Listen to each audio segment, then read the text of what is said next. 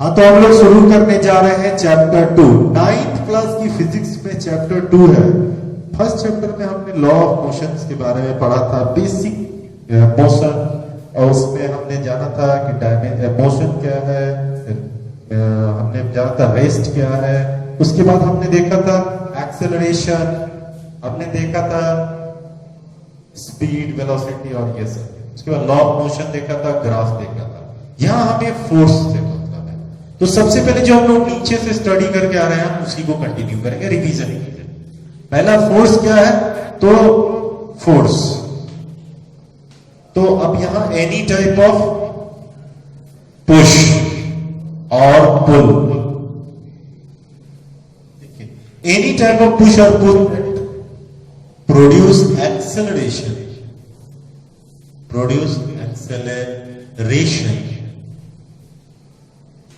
is said as force.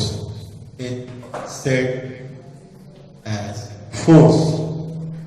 अब force कहते हैं उसे। तो कुछ बात आती है कि अगर इन्हें फोर्स कहते हैं तो फोर्स की क्या क्या कैरेक्टरिस्टिक्स हो सकती है। पहली बात, फोर्स क्या है, force can produce motion.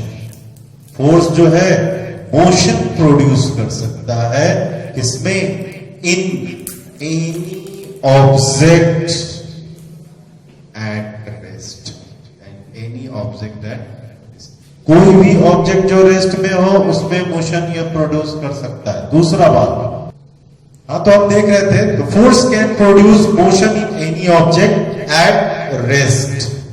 Force किसी भी मोशन को प्रोड्यूस कर सकता है जो भी किसी ऑब्जेक्ट में जो रेस्ट में। दूसरा, force can stop any object in motion। अगर कोई ऑब्जेक्ट मोशन में है तो फोर्स लगाने से वो रुक सकता है। दूसरा, फोर्स कैन इंक्रीज और decrease the velocity of any object. Force can increase और डिक्रीज, इंक्रीज और decrease velocity of any object. किसी भी ऑब्जेक्ट की वेलोसिटी को बढ़ा सकता है या घटा सकता है। तो फोर्स में ये प्रॉपर्टी होती है कि वो किसी ऑब्जेक्ट की वेलोसिटी को बढ़ा सकता है या घटा सकता है। अब अगली बात, फोर्स मूव करती हुई ऑब्जेक्ट के डायरेक्शन को भी चेंज कर सकता है। Force can change the direction of moving object. Moving object, किसी भी मूविंग ऑब्जेक्ट के, मान लीजिए कोई बॉल आ रही है, क्रिकेट की बॉल, और बैट्समैन उस पर फोर्स लगाता है, उसका डायरेक्शन चेंज हो जाता है। तो force can change the direction of moving object. इसकी बात क्या है कि फोर्स जो होता है किसी भी ऑब्जेक्ट शेप और साइज को भी बदल सकता है।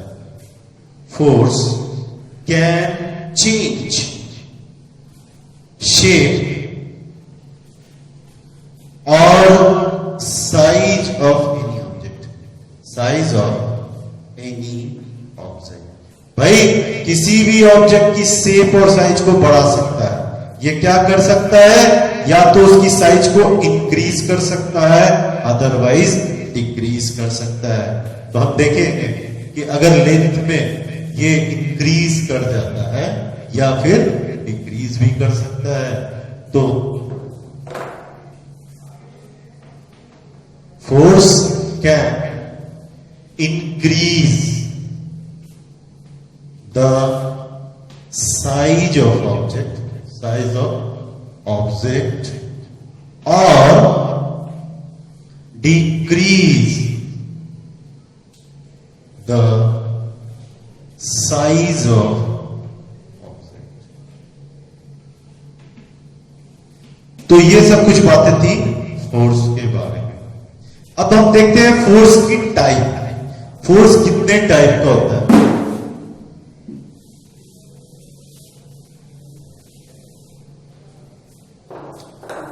Force, type of force. Force दो प्रकार का होता है। फर्स्ट, कांटेक्ट फोर्स, और दूसरा होता है non contact force.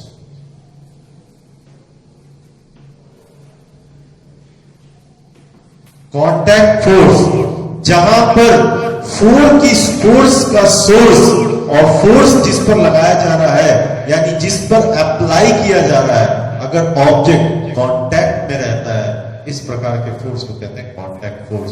Where source of the force, source of the force, force का source and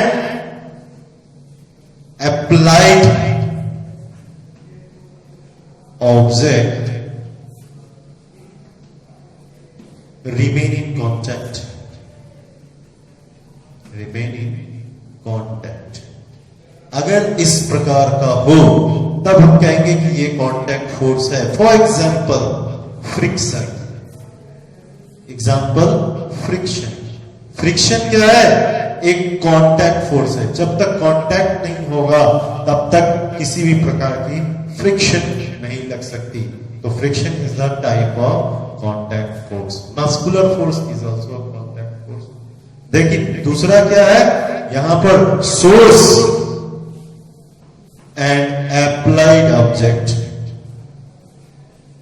applied object do not remain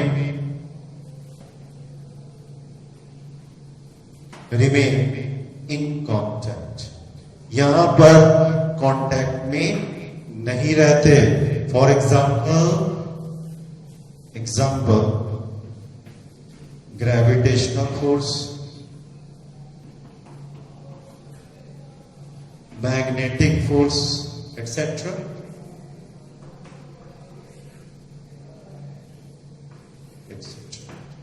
इस प्रकार से हम देख पाए। तो हमने देखा फोर्स और टाइप ऑफ फोर्स। अब हमें अगला पढ़ना है न्यूटन्स लॉ।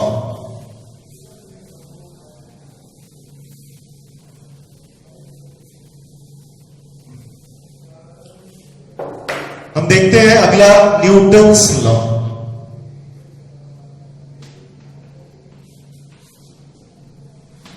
Newton's law. अब हमें न्यूटन्स लॉ समझना है। न्यूटन्स लॉ से पहले हमें कुछ जानना पड़ेगा, लाइक गैलीलियो के बारे में, कि न्यूटन्स का लॉ बहुत कुछ गैलीलियो के लॉ से इफेक्टेड है। गैलीलियो ने कुछ बातें कही थी, और साथ में इनका लॉ जो है कि अब इन्होंने इनके लॉ में है कई और साइंटिस्ट का भी प्रभाव दिखता है। तो हम इसी बात देख रहे हैं Newton's law.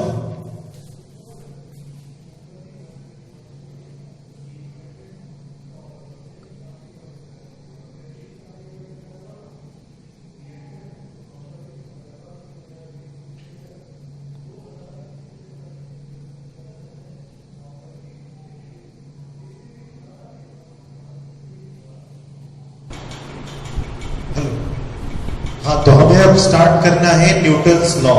Newton's law start करने से पहले हमें कुछ बेसिक बातों का ध्यान रखना पड़ेगा, कुछ सीखना पड़ेगा।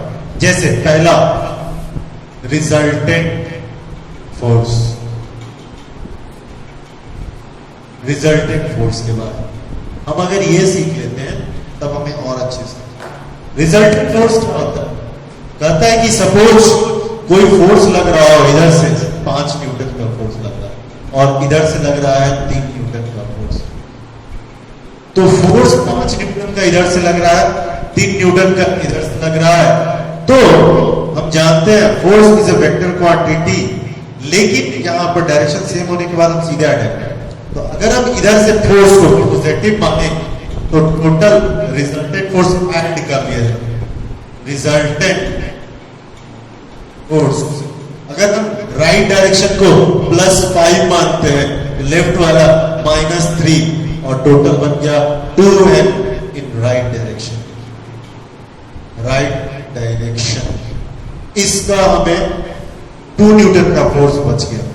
तो रिजल्टेंट फोर्स क्या होता है? सारे फोर्स को ऐड करने के बाद जो रिजल्टेंट मिलता है, सारे फोर्स को ऐड कर लेने के बाद जो रिजल्टेंट मिलता है वही हो गया रिजल्टेंट है। तो क्या होगा? It is equal to the sum of all forces applied on any object, applied on any object, applied on any object, it is equal to the sum of all forces applied on any object. तो ये हो गया resultant force. अगर if sum of all the forces, sum of all the forces becomes zero,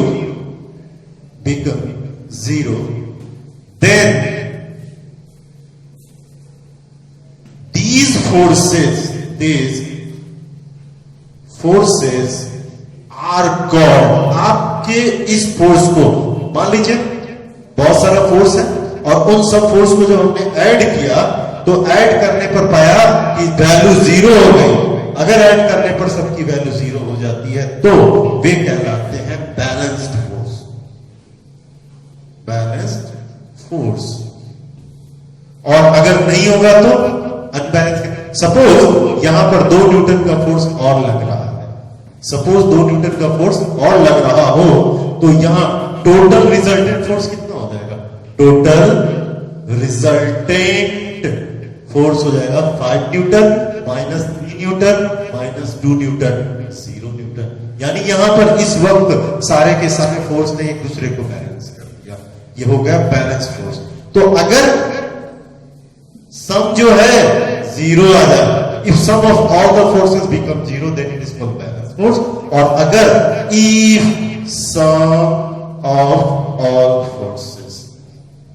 forces are is not zero, then they are called,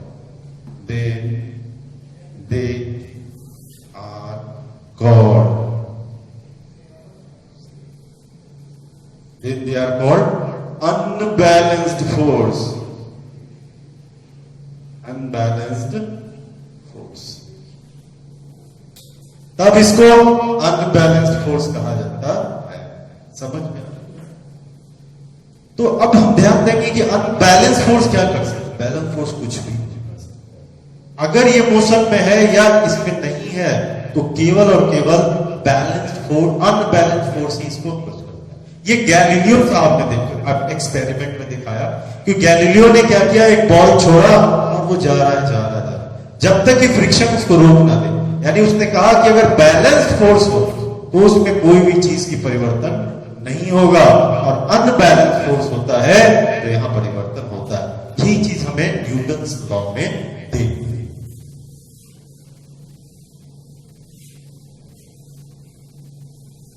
तो अब हम लोग start करने जा रहे हैं न्यूटन्स लॉ, और यही हम लोग अब नेक्स्ट क्लास में अपने